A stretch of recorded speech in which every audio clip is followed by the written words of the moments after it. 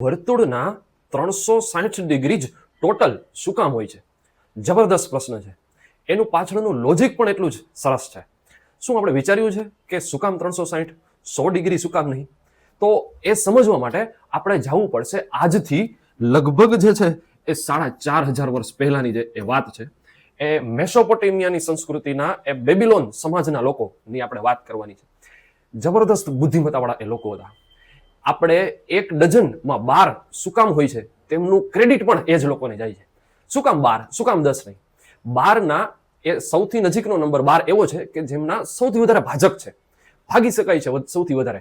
આપણે પ્રેક્ટિકલ લાઈફમાં સૌથી વધારે એનો ઉપયોગ કરી શકીએ છીએ, કારણ કે 12 વસ્તુને 1 જણામાં, 2 જણામાં, 3 જણામાં, 4 જણામાં, 6 જણામાં ઇઝીલી છે ને એ પરફેક્ટ નંબરમાં આપી શકીએ છીએ. ધારો કે 12 કેળા છે, એને 4 જણાને આપવા હોય તો બધાને 3 આપશું. 3 જણાને આપવાનો હશે તો બધાને 4 આપશું.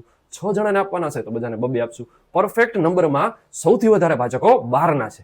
એટલા માટે 1 ડઝનમાં 12 આવેલા છે. તેમનું કારણ પણ આ જ લોકો છે. હવે તે લોકોને 12 પછીનો નંબર 60 પણ એક એવો જ જબરદસ્ત નંબર છે કે જેમના સૌથી વધારે ભાજકો છે, સૌથી વધારે પરફેક્ટ નંબરમાં એને ભાગી શકાય છે. પ્રેક્ટિકલ લાઈફમાં એનો સૌથી વધારે યુઝ થઈ શકે છે. આ પણ એની પાછળનું એક કારણ હતું. બીજું કારણ, હવે વર્ષના 365 દિવસ હોય છે.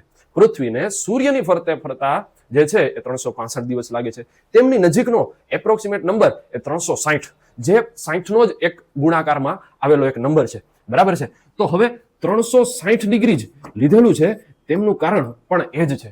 કારણ કે તમે વિચારીને આશ્ચર્ય લાગશે કે 360ના આટલા બધા જે છે એ ભાજકો છે. લગભગ 24 જેટલા ભાજકો છે.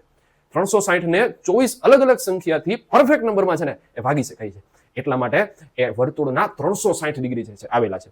હવે આપણને પ્રશ્ન એમ થાય છે કે ભાઈ શું બધાએ સ્વીકારી લીધું? નહીં. તો એમના પછી થોડાક સમય પછી એ ફ્રેન્ચ લોકોએ એક ડિગ્રીની જગ્યાએ એક ગ્રેડિંગ સિસ્ટમ આપેલી. તેમને એ વર્તુળના 100 ભાગ પાડેલા. વર્તુળના ટોટલ 100 ભાગ પાડેલા. હવે પરિસ્થિતિ શું થઈ?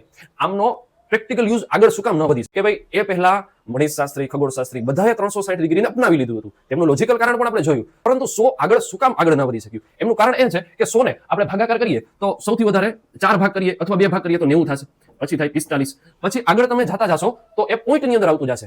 પરંતુ 360 માં શું થશે? તો એક્ઝેક્ટલી 60 માં પણ ભાગાકાર કરી શકાય, 30 માં ભાગાકાર કરી શકાય, 12 માં ભાગાકાર કરી શકાય. એપ્રોક્સિમેટલી આટલા જે આપણે જોયા એ બધા નંબરથી છે 360 ને પરફેક્ટ નંબરમાં છે એ વિભાજિત કરી શકાય. જો 100 લીધા હોત તો અમુક ડિગ્રી પછી પોઈન્ટમાં નંબર આવવાના ચાલુ થઈ જાય. તો કેલ્ક્યુલેશન માટે, ગણિત શાસ્ત્રીઓ માટે, ખગોળ શાસ્ત્રીઓ માટે આ વસ્તુ ટફ વધારે બનતી જાય. એટલા માટે છે એ 360 ડિગ્રીને છે આપણે માન્યતા આપેલી છે.